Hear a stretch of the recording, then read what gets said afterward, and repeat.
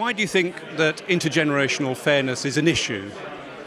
Well, intergenerational fairness is an issue because if we aren't fair to the future, there won't be any future. The people of the future are completely dependent upon us. They hang by a thread which we control. And so it is just so vital that we are fair to them. And more than that, I would say that we care for them or indeed that we love them. We ought to extend the same attitude towards future people, it seems to me, that we extend without thinking to our children. And what do you think of the work that the Intergenerational Foundation is doing? Well, I'm very excited to see the Intergenerational Foundation launching. I wish them every good luck. I've been in contact with Angus Hanton for some time, the coordinator, I think he is, of the foundation. I think it's a great initiative.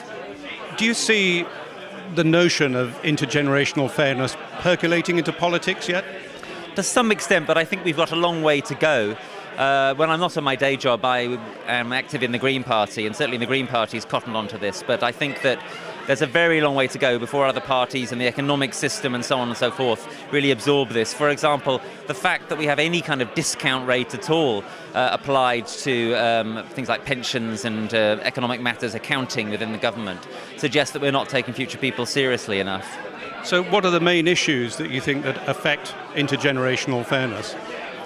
Well, there are innumerable issues. The most central one of all is that we've got to take proper care of our ecosystems. If we don't take proper care of our ecosystems, then there is no chance at all that future people are going to have a decent existence. So it's about protecting our environment properly and taking care of future people by taking care of their home, which is the earth. But the politics is notoriously short-termism, isn't it? How do you get that long-term vision to think about future generations in this way? Well, it's very difficult. I do have a proposal of my own, which I'm putting forward in a report that I'm writing at the moment, which the Intergenerational Foundation is going to help to promote the discussion of, which is very exciting.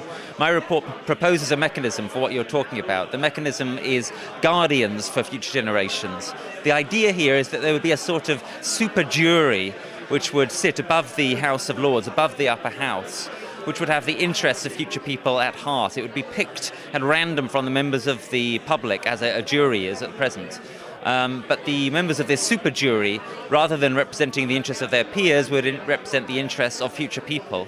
And they would have the power to alter or, in extremis, to veto legislation that worked against the interests of future people. So I'm quite excited, obviously, about this Guardian proposal. I think it could really shake things up. It would be a way of doing, if you like, a sort of end run around the short-termism of current politics. Have you had any reaction to that yet?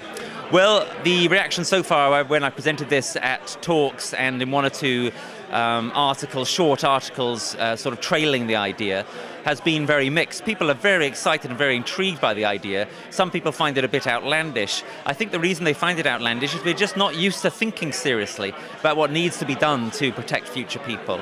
And once people stop and think about it for a while, and once they recall that we do have the jury system which enables ordinary people to pass judgment on their peers already, and once they remember or are informed, for example, about the fact that this was a crucial part of the governance of many cities historically, for example, in the birthplace of democracy in Athens and in ancient Rome, then there is a more positive reaction. And I'm getting some quite interesting positive reactions. I'm hoping that when the report appears, it will be very provocative and, well, maybe one day it'll be taken up and put into action. Isn't the problem that the sort of people who might be on the jury might have vested self-interest at heart? Well, the people who were on the jury would have to swear an oath. They would not be permitted to pass judgment on anything where they did have a vested interest. If they own shares, say, in some company that's going to be affected by their judgment, they'd have to recuse themselves from that.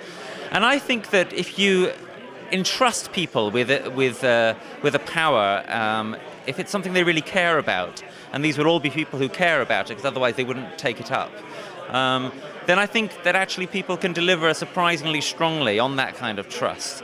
What I think we need to do is to entrust a group of people with helping us to make the right decisions about taking care of the future, decisions which at the moment it seems our economic and political systems don't seem capable of delivering.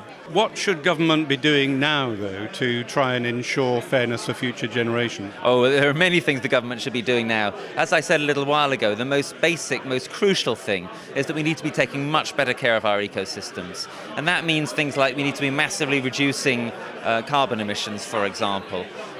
We need to introduce some kind of system like carbon rationing or carbon credit cards in this country. We need to sign up to an international climate agreement, which would be really serious. It goes far beyond climate, of course, as well. It's about protecting biodiversity, it's about protecting water resources, it's about not burning all the oil now. People say we're running out of oil. Who is the we in that we're running out of oil? Does it include future people? Well, if we use less now, there'll be more for people in the future. So we need to think more carefully about who the we is. I say that the we that we refer to when we're talking in political terms or moral terms ought to include future people too. Thank you very much. Thank you.